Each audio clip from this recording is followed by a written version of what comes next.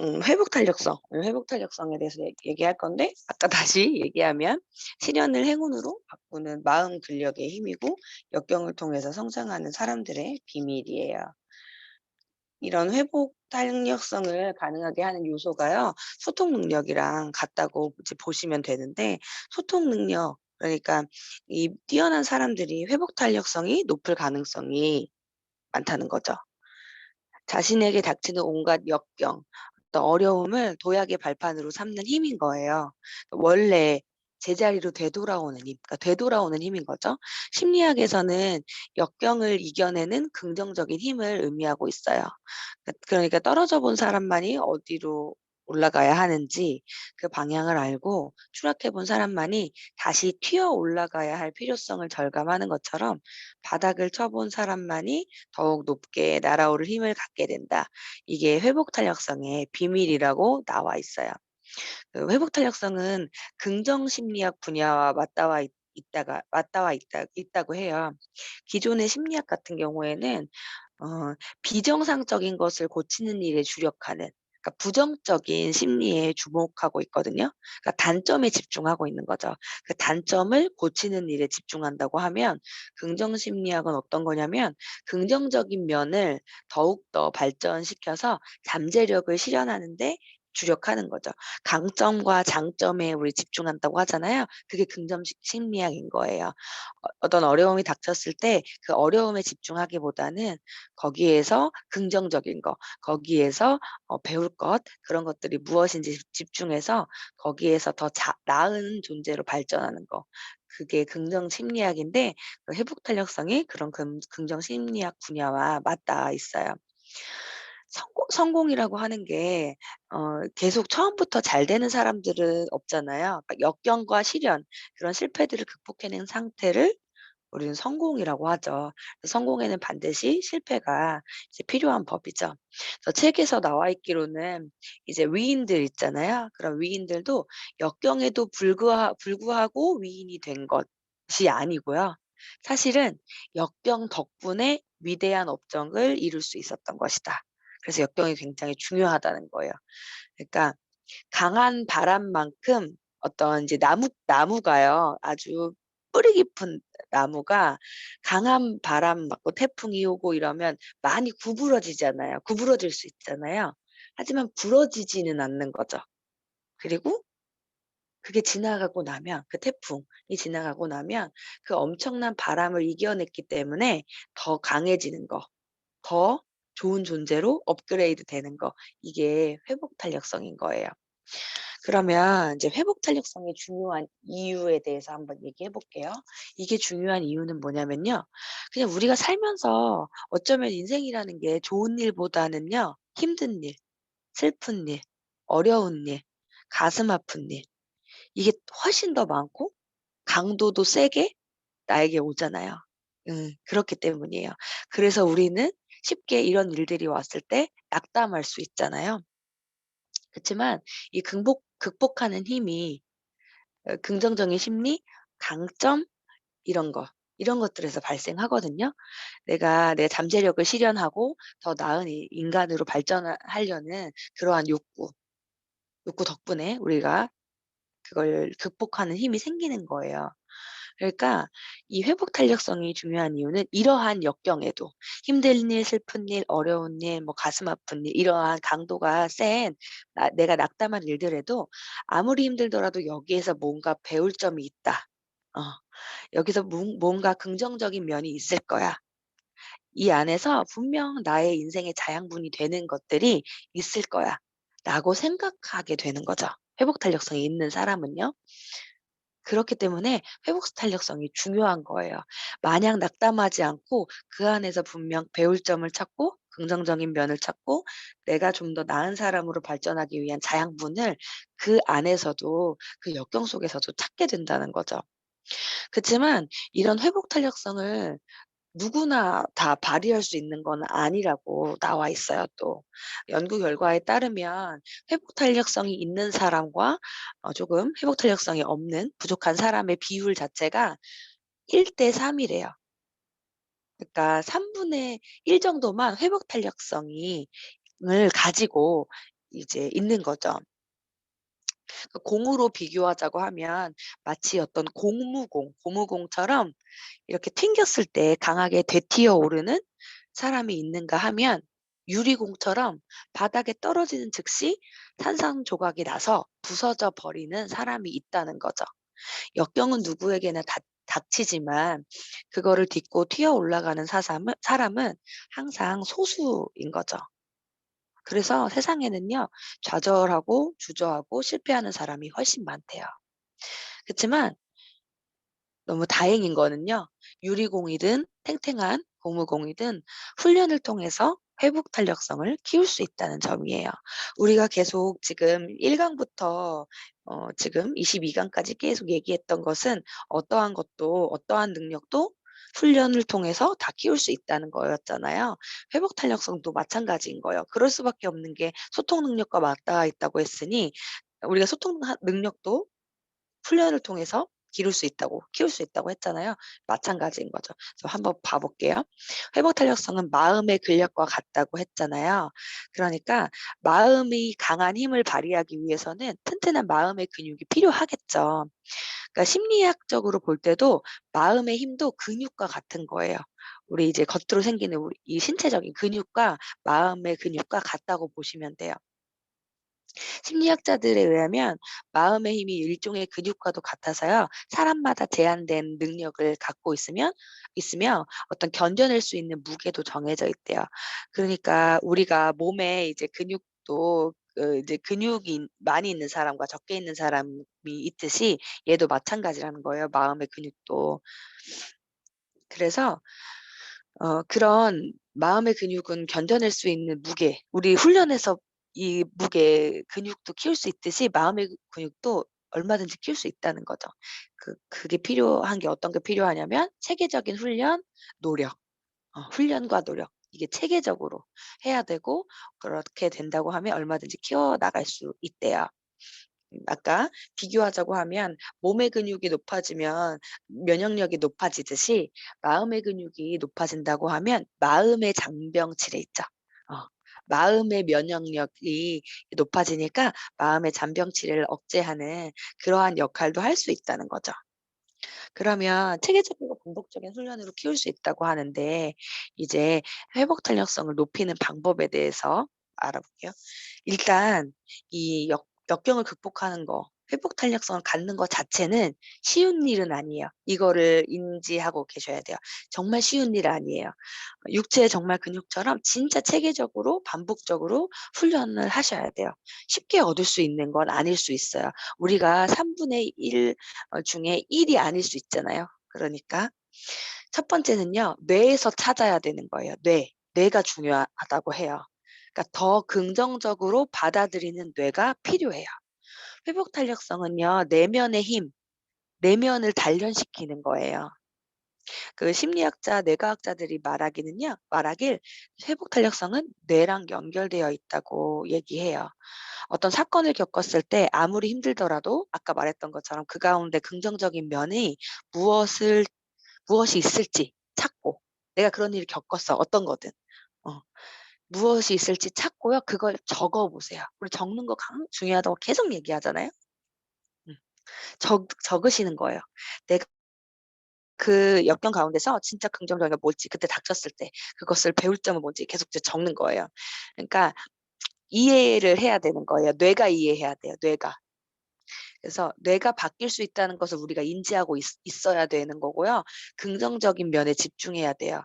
중요한 건 뭐냐면 반드시 이거 내가 내 머리로만 아는 게 아니고 몸으로 적용해야 돼요. 몸으로 적용하는 게 중요해요. 그래서 적는 거예요. 무언가 배울 때 머리로 배우는 것, 몸으로 익히는 것 둘 다 필요한 거예요. 머리로만 생각하시면 것보다는 몸으로 익히는 게 같이 가야 된다는 거죠. 그래서 이것을 하려고 하면, 그러니까 뇌를 긍정적으로 변화시키는 거잖아요. 그러려고 하면 당연히 몸에 익히기까지 부단한 훈련과 연습이 필요하겠죠. 그렇게 되면 내가 습관을 바꿀 수 있는 거죠. 어. 그러한 뇌로 계속 만들어 나갈 수 있는 거죠. 그래서 프로와 아마추어, 초보자 그러니까 프로와 아마추어의 뇌가 다르다고 보시면 돼요. 그러니까 우리가 지금 유사나 아마추어인지 유사나 프로인지를 생각해 봐야 돼요. 아마추어는요, 다양한 부위를 사용하고 있어요. 즉 뭐예요? 생각이 많은 거예요. 머릿속에 내용을 정리하면서 몸을 움직인다. 그럼 지금 아마추어인 거예요. 음. 유사나 프로는 뭐냐면 아주 특정 부위를 사용해요. 그러니까 뇌를 훨씬 적게 사용할 수 있게 된 거예요. 처음엔 안 그랬겠죠. 아마추어였으니까. 복잡하지 않아요. 아무 생각 없이 힘을 빼고 일할 수가 있어요. 비즈니스 자체가 이 몸에, 뇌에 완전히 배어 있어야 이게 가능하겠죠. 그러니까 그럼에도 불구하고 우리가 해야 하는 거는요. 계속 경험하고 행동하고 해야겠죠. 그래야 우리가 프로 될 수 있잖아요. 처음에는 생각이 많아서 머릿속에 내용을 정리하면서 몸을 움직일 수 있겠죠. 몸을 움직이면서 경험을 할 거고 행동을 할 거고 그러면서 경험을 쌓아갈 거잖아요. 그러다 보면 어느 순간 프로가 될 거예요. 그럼 프로의 내가 될 거예요. 그럼 아주 특정 부위를 사용하면서 복잡하지 않고 생각 없이 힘을 빼고 일을 해도 비즈니스가 몸에 완전히 배어 있으니까 무의식적으로 자연스럽게 이것들이 흘러갈 거거든요. 그러니까 우리가 해야 할 일은 우리가 지금 아직 아마추어라고 하면 그럼에도 불구하고 계속 행동하고 경험을 쌓아야 된다는 얘기예요. 자, 그러면 높이는 방법에 대해서 이제 뇌에서 찾는다고 했잖아요. 이 회복 탄력성을 결정하는 세 가지의 핵심 요소가 있어요. 뭐냐고 하면 그거에 대해서 지금 또 설명을 할 건데 자기 조절력, 대인 관계력, 긍정성이에요. 이게 요렇게 세 개로 분류되어 있어서 그렇지 우리 다 배운 거예요. 우리가 2 월에 한 달 동안 배웠던 내용들 여기 다 들어가 있어요. 자기 조절력 먼저 볼게요.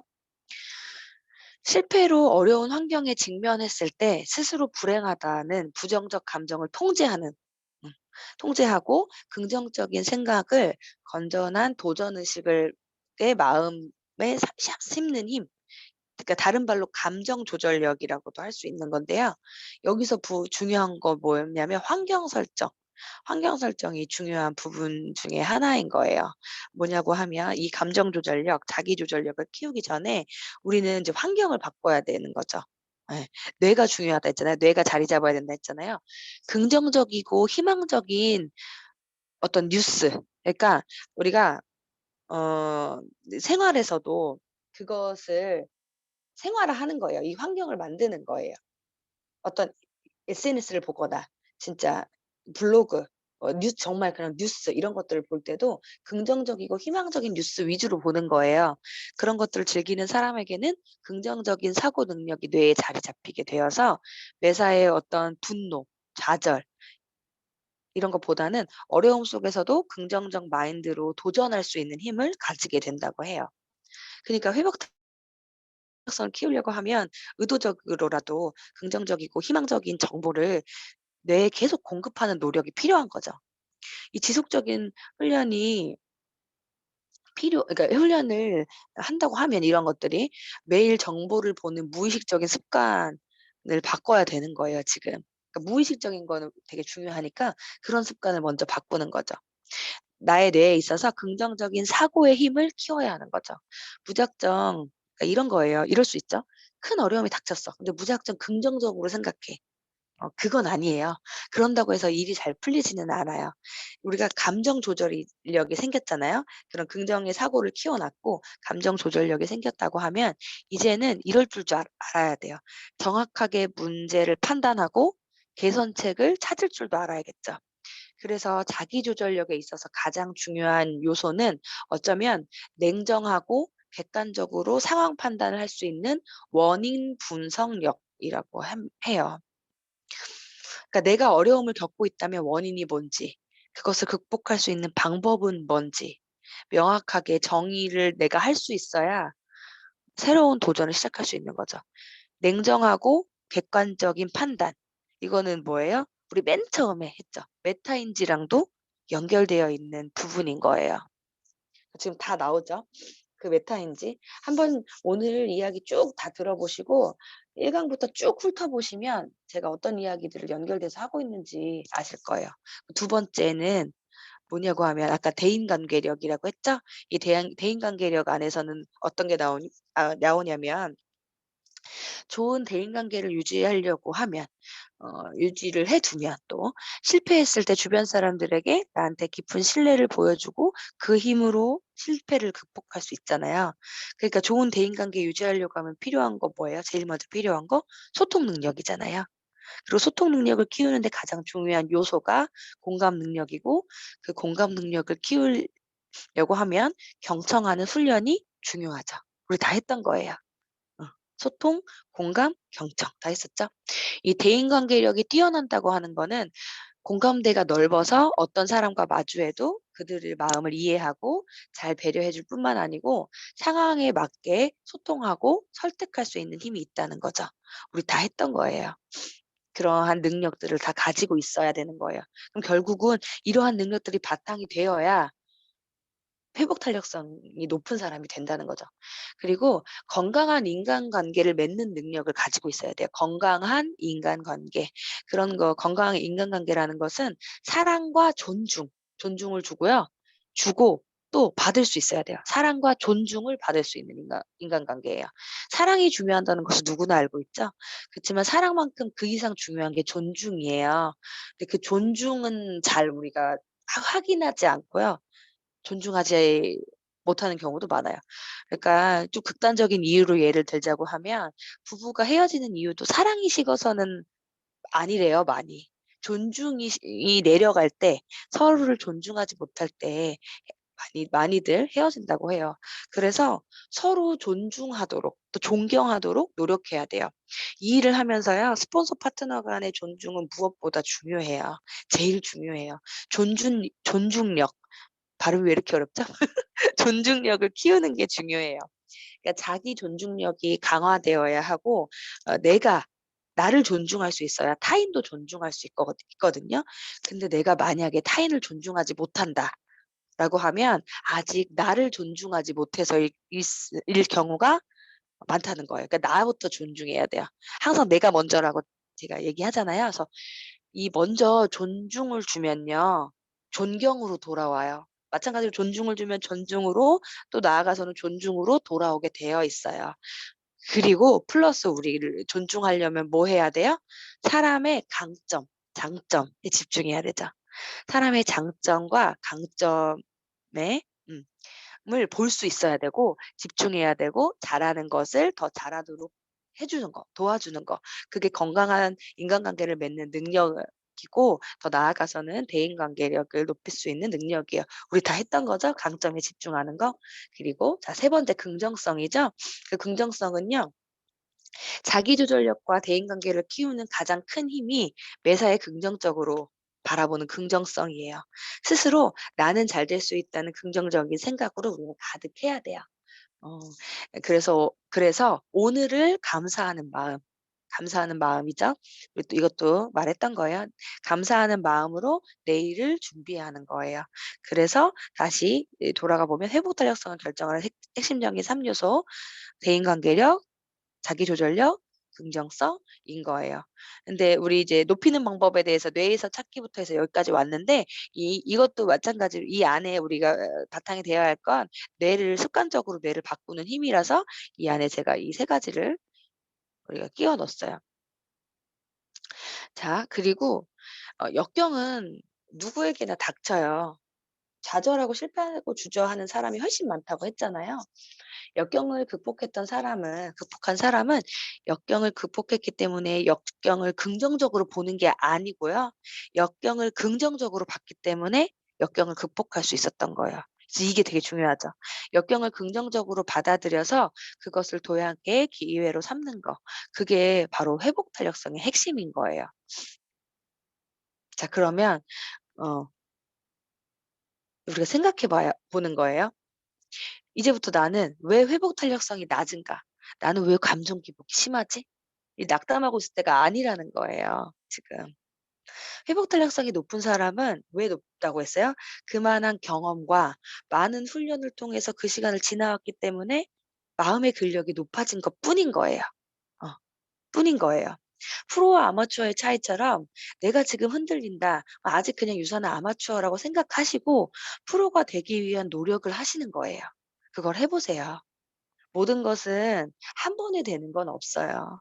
한 계단 한 계단씩 과정이 필요한 거예요. 그 시간을 견뎌낸 사람만이 어떤 말 맛볼 수 있는 달콤한 열매 같은 게 회복 탄력성인 거예요. 누구도 한 번도 높은 계단을 오르라고 강요하는 스폰서는 없어요. 여러분 생각해 보시는 거예요. 스폰서는 항상 기다릴 준비가 되어 있는 사람이고요.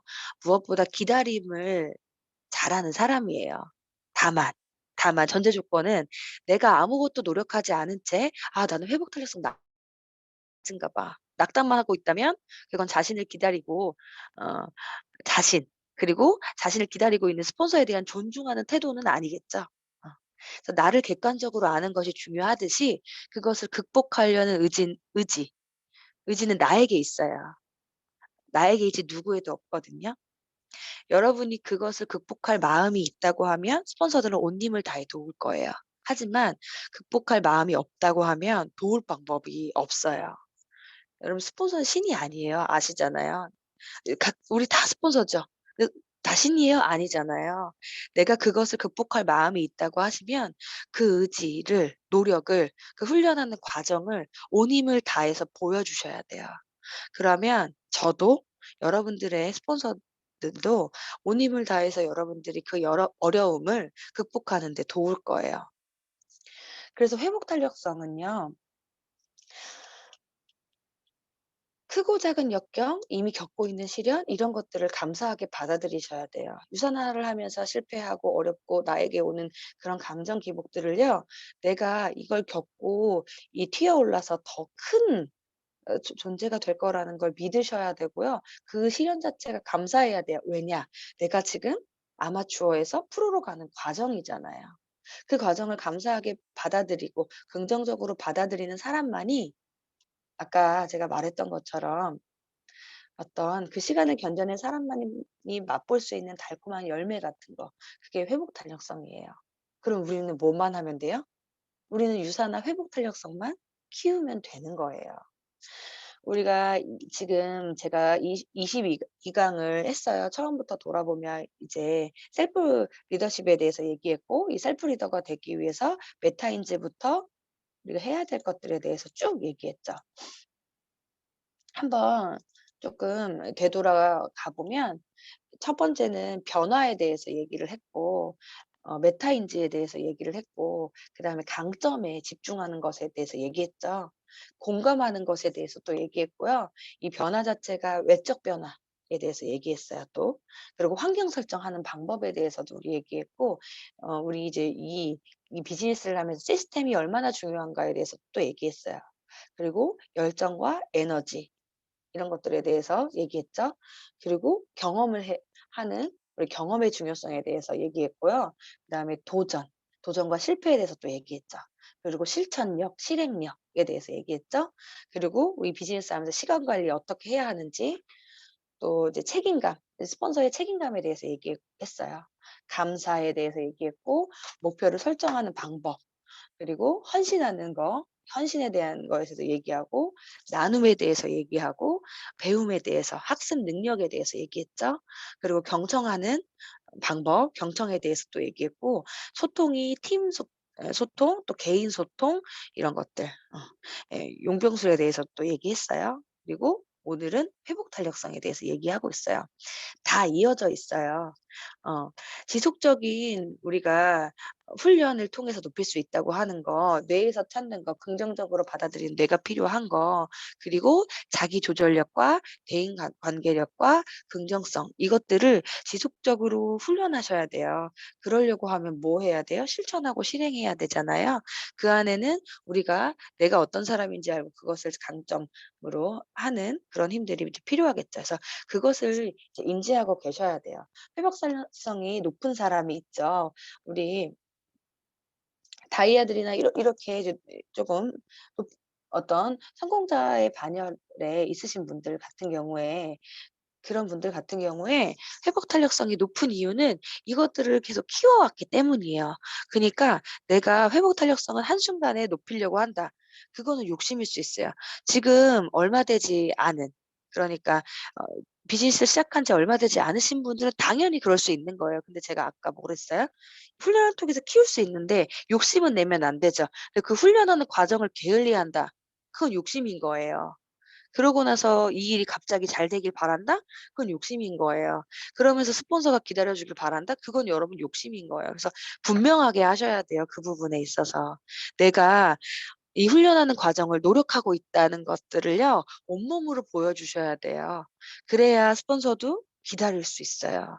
그래야 스폰서도 온마음을 다해서 이것을 훈련을 같이 해줄 수 있고요. 어 여러분의 그런 존재를 알아봐 줄 수 있어요. 집중해 줄 수 있어요. 그거는 나의 몫이에요. 어.